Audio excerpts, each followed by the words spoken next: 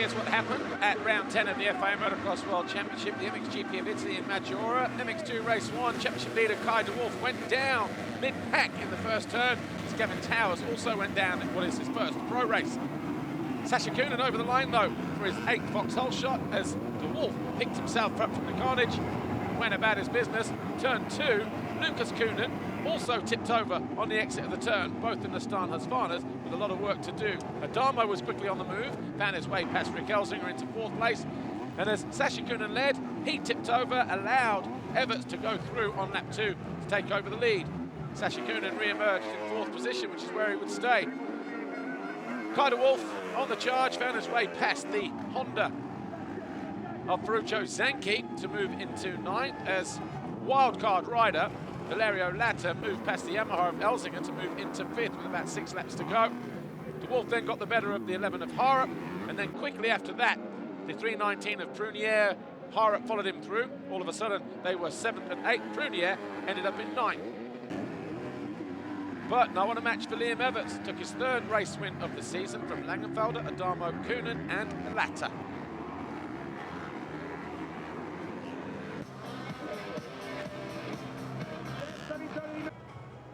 Confirmation of the results then. Everts, Langenfelder, Adamo, Coonan, Latta, Elsinger. And then we had de Wolf and Harrop with Prunier and Lucas Coonan picking up 10th place. And then we had Zanchi, Oliver, Van Erp and the rest with Braceras, Regelis, Wolfort and Werner picking up the final point.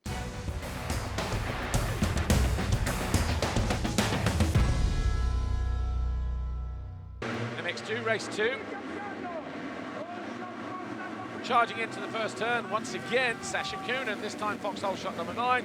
Lucas Coonan tried to go with him, ran the outside, but the older brother, despite trying to make a pass through turn 2 and 3, it was Sasha that hung on.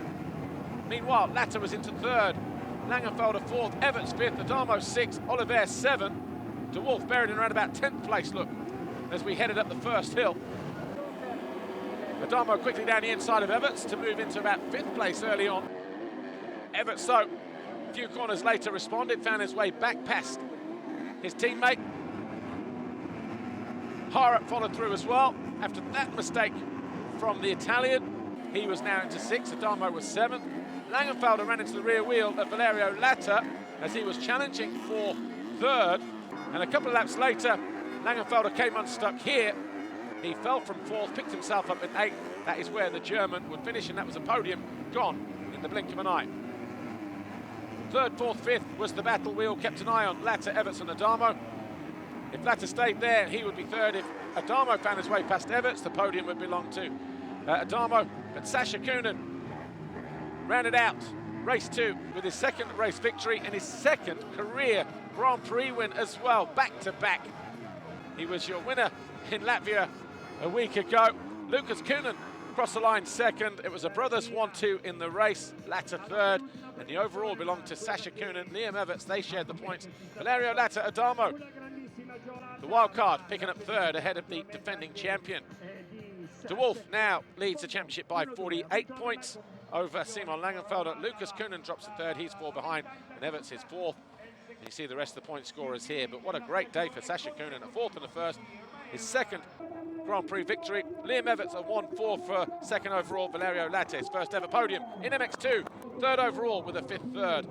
But de Wolf, 48 points clear as we head to Indonesia. Yeah, it was a big win. Second motor felt so good on the track, and yeah, felt like training with my brother. Like his 2nd, yeah, just a bit disappointed he's not beat me on the podium again, but yeah, it's really nice. I'm really happy, and yeah, I'm really looking forward to the rest of the season. So yeah.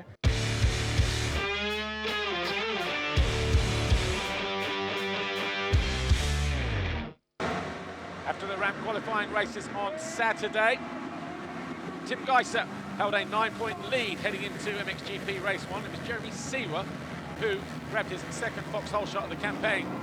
Prado was there in 2nd, but he went tight. Geiser to the outside, and then turn 3. Geiser decisive, making that pass for 2nd. Hurlings was right there in 4th. Valentin Guillot just behind him, Calvin Verlanderen, Bogus and Koldenhoff as well. Verlanderen got the better of Hurlings at the top of the hill momentarily as Bogus went by Valentin Guillot. That was for 6th place. This was Hurlings finding his way back past Valana and ran the outside in turn 2. All of a sudden, he was up into 4th place. Seewer led.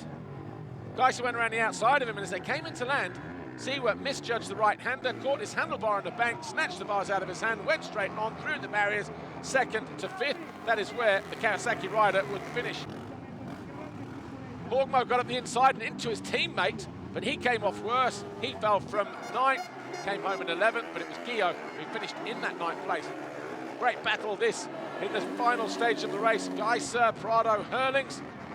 Despite several attempts, Hurlings couldn't find his way past Prado. And in the end, it was Geiser who hung on to take his 4th win of the season. The 3 riders separated by about 2.5 seconds at the end of lap 17. Prado 2nd, Hurlings 3rd, Valana and Seewer your top 5.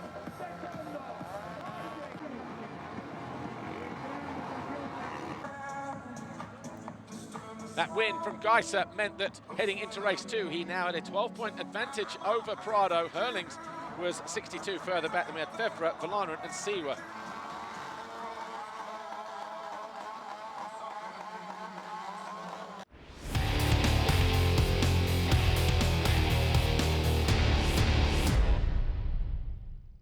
Explosive start in MXGP race 2, to say the least. Mattia Guadagnini from the middle of the gate thought he'd run around the outside. He got a bit of a huckabuck through that turn. Prado then thought he snatched the whole shot, but it was Geiser. And then watch what happens here. Seewer, Guillaume, Prado all come together. They start a domino effect that takes out Prado, Valana and Bonacorsi, Guillaume, Tondel, Spies and Osland. Meanwhile, the top of the hill, Geiser and Hurlings and Seewer. Prado re-emerged, his bike damaged, and so too his knee. He came in, they told him to go back out to try and score a point, but eventually Prado did come in and retire from the race. More news on that on MXGP.com as and when we get it, no doubt. Riser Gifting made a great start, but he got passed by Brian Bogus. That was for 4th place on lap 8. And then Hurlings closed in on the lead, lucky to stay up on turn 6. A lap later, Geiser made the mistake. This time he went down and handed the lead to Hurlings just after the halfway mark. Valana down the inside on his return through the field after falling at turn 1. That pass on Benoit Paturel got him into 7th. He would eventually pass Gifting to take 5th on the final lap. It was a race win for Jeffrey Hurlings. Tim Geiser, though, crossed the line in 2nd to win the MXGP of Italy. Seewer crossed the line in 3rd to take his first podium of the 2024 season. Tim Geiser, though, picking up the 25 points in race 1 from Hurlings. Hurlings picking up the points, but it was Geiser taking his 47th Grand Prix victory from Jeffrey Hurlings and Jeremy Seewer.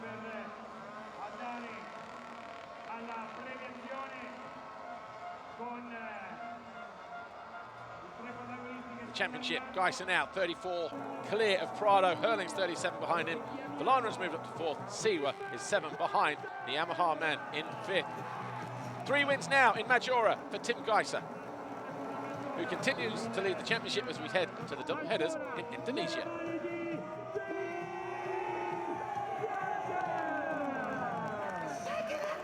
It was a good weekend, you know. Already yesterday I felt really good on the track.